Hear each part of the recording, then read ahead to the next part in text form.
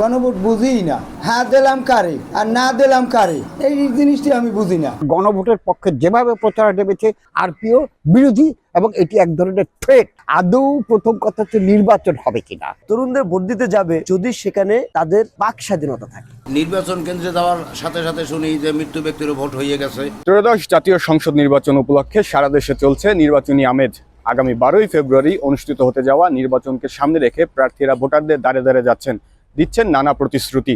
তবে এই নির্বাচন ও গণভোট নিয়ে সাধারণ মানুষ কি ভাবছেন তা জানতে আজকে বরিশালের ভোটারদের সঙ্গে আমরা কথা বলবো। সঙ্গে রয়েছি আমি কে মেহেদি হাসান।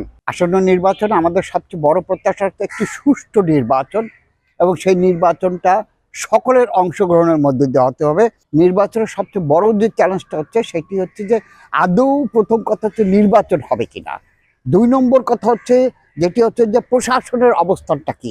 নির্বাচনে বিশেষ করে গণভোটের পক্ষে যেভাবে প্রচার নেমেছে তার সম্পূর্ণ সংবিধান, নির্বাচন আচরণবিধি এবং আরপিও বিরোধী, এবং এটি এক ধরনের থ্রেট। রাষ্ট্রকে থ্রেট দেওয়া হচ্ছে রাষ্ট্রের পক্ষে। আমরা এত বছর এত যুগ ধরে দেখে আসছি যে নির্বাচনের ফলাফলটা হয়ে যাচ্ছে ওই দিন সন্ধ্যা শেষ হওয়ার পরে, অর্থাৎ 4টা 5টার পরে শেষ হওয়ার পরে 8টা 9টা 10টা 11টা 12টার মধ্যে অনেক সময় এগুলো পরিষ্কার হয়ে যায়, অথবা সারা রাত্র এটা চলতেছে কন্টিনিউ প্রসেসের মধ্যে দিয়ে, ভোররাত্রির মধ্যে দিয়ে এটা শুন। কিন্তু এবার বলতেছে নির্বাচনের ফলাফল করতে সরকারের পক্ষ থেকে বলা হচ্ছে। সরকারকে এই ব্যাপারে নির্বাচন কমিশন এখন সবকিছু, তারা বলতেছে যে এটা কয়েকদিন সময় লাগবে নির্বাচনের ফলাফল প্রকাশ করতে। তার মানে এই সময়টা মেটিকুলাস করা হবে। বাংলাদেশের মানুষ জানে সে 16-17 বছর যে প্রায় 60% উপরের মানুষ তাদের ভোটাধিকার প্রয়োগ করতে পারেনি।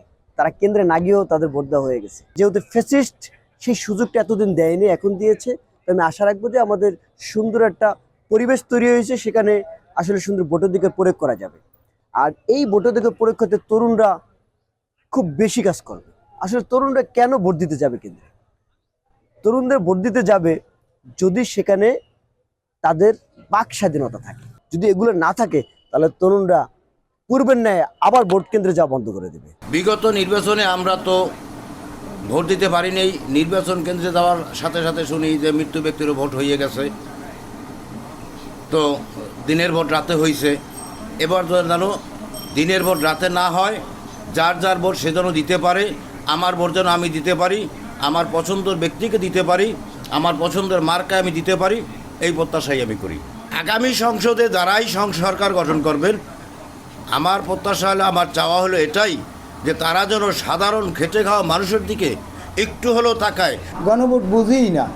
গণভোট কারে কয়? এই গণভোট আমরা জীবনে দেখিও নাই। যতবার ভোট দিছি, ভোট আইছে, ভোট দিছি, হ্যাঁ, কিন্তু এই গণভোটটা কি? তারপরে এই হ্যাঁ দিলাম কারে আর না দিলাম কারে, এই জিনিসটি আমি বুঝি না। আমি বুঝি আমরা এই একটা মাকড়ায়, এই মাকড়াটায় আমার পছন্দের মাকড়াটায় আমি ভোট দিয়ে দেব।